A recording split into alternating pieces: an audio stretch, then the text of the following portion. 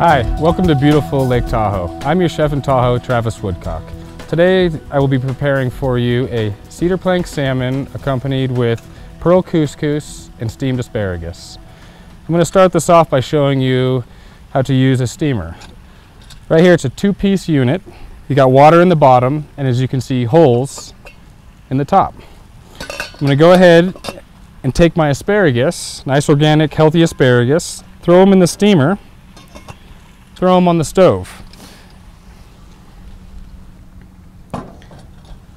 You only want to steam them for about 5 minutes. You don't want them to become mushy. You still want them to have a little crunch to them so you don't cook out all the nutrients. So while that's going over there, I'm going to show you how to work a pearl couscous. Pearl couscous is a little bit bigger than normal couscous. They're about 1/8 in diameter.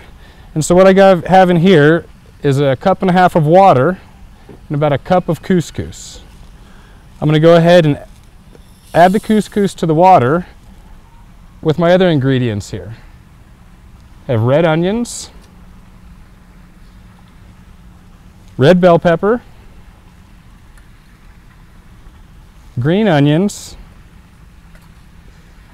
minced garlic, freshly chopped parsley, and of course salt and pepper.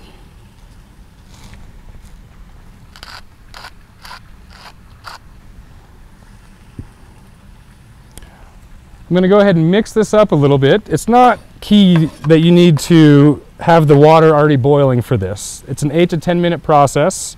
Mix them all in so the ingredients look nice. I'm going to put this cover on, throw it on the heat, turn it on high. When you see steam coming out, you have about 8 minutes. Turn the dial all the way to low,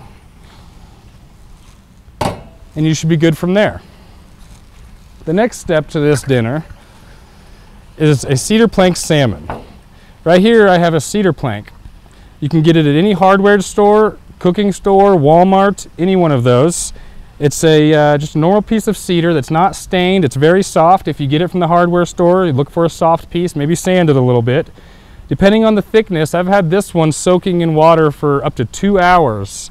So when you put it on the grill, it doesn't burn. Next step is to grab my salmon out of the refrigerator. Make sure you always keep your fish cold. Do not leave it in the sun.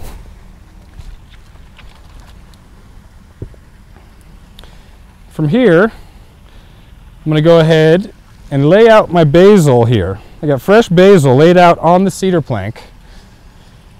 It gives a good visual and flavor to the fish. On top of that, I have some lemon rounds. I'm going to go ahead and lay these out.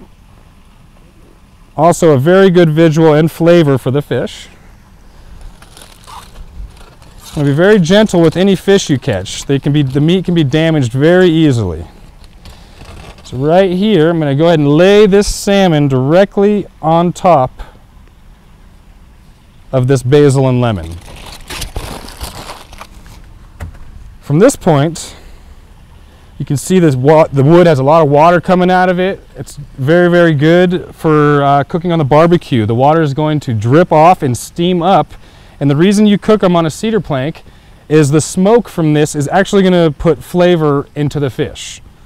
So from this point, you're going to lift up the barbecue, which should be at a medium-high temperature. You should see a little bit of smoke coming off. I'm going to set it right in the center of that grill. You hear that sizzle? That's good. That means you have water in your wood. From that point on, I'm going to close it.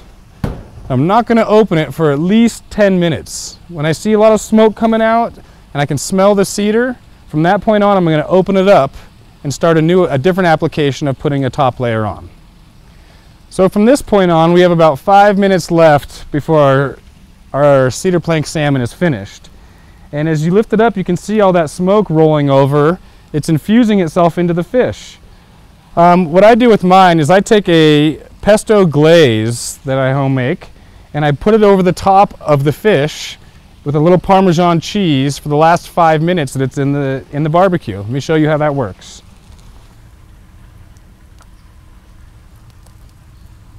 You just lay it right over the top of it. Doesn't that look good? Adds a lot of flavor to the top of it. The bottom has the basil and lemon flavor. Top has the pine nut and basil from the pesto. And from that point, fresh Parmesan cheese, obviously. Go ahead and grate some right over the top of your fish. And it's a pretty healthy dinner here, so the amount of cheese is up to you. That looks pretty good there, just a nice thin layer over. I'm going to go ahead and close the barbecue lid and let that go for another, 4 to 5 minutes till it's melting over the top, and we'll be ready to plate. So at this point, the cedar plank salmon should be done cooking. So we're going to open up that lid. Oh yeah, you can see how the cedar plank is a little charred around the outside. That's all flavor that's been put into this fish here. You can see how that top layer is melted and oozing off. That's exactly what we're looking for. So I'm going to pull it off the grill. Easiest thing is a pair of tongs here because it's super hot. Lean it up on the barbecue so you can get a good grip on it. Go ahead and set that right on the cutting board. So we're going to let that go ahead and sit for a second while I plate our couscous and our asparagus first. Go ahead and grab a healthy little serving here of this couscous. Try to keep it together.